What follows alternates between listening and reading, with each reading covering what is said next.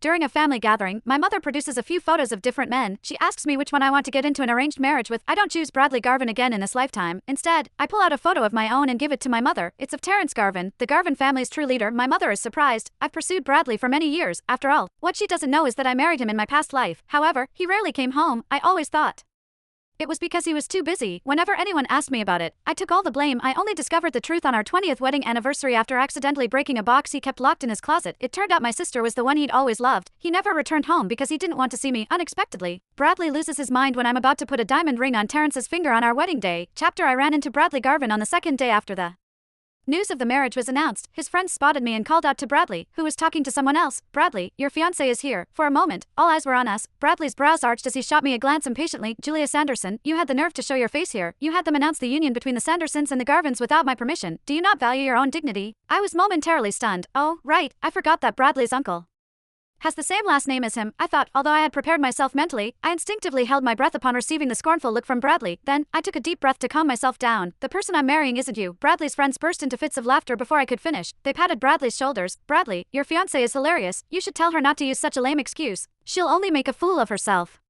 Bradley felt extremely humiliated. His expression darkened. "Julia, that's enough. You've been saying almost every single day that you want to marry me. Now, you're trying to get my attention by claiming that you're marrying someone else. How repulsive." He looked down at me condescendingly. Suddenly, Bradley snickered, leaned forward, and whispered next to my ear, "Julia Sanderson, I'll give you the status that you want. However, I won't ever proceed with the marriage registration with you.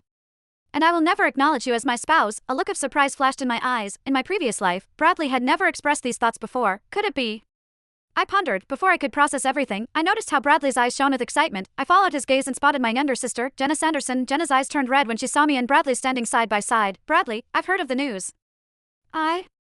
I wish the two of you happiness." She trailed off, buried her face in her hands, and cried miserably. Bradley shot me a glare. "Julia, this is all your fault. You disgust me." As I came to my senses, Bradley hurried over and threw his arms around Jenna. Chapter Bradley and Jenna hugged each other tightly as if they were the only ones left in this world. They even shared a passionate kiss at some point. Bradley circled his arms around Jenna's waist while Jenna placed her hands on Bradley's arms. The two of them looked much more like a couple than how Bradley was with me. The others were amused as they watched what was happening. Some of them even murmured among themselves despite knowing I would hear them. If I were Julia, I would have crawled into a hole in the ground and stayed out of everyone's sight. She's thick-skinned enough to just stand here while her fiancé and her sister have their hands all over each other. I was well aware that these people were waiting to see me make a fool of myself.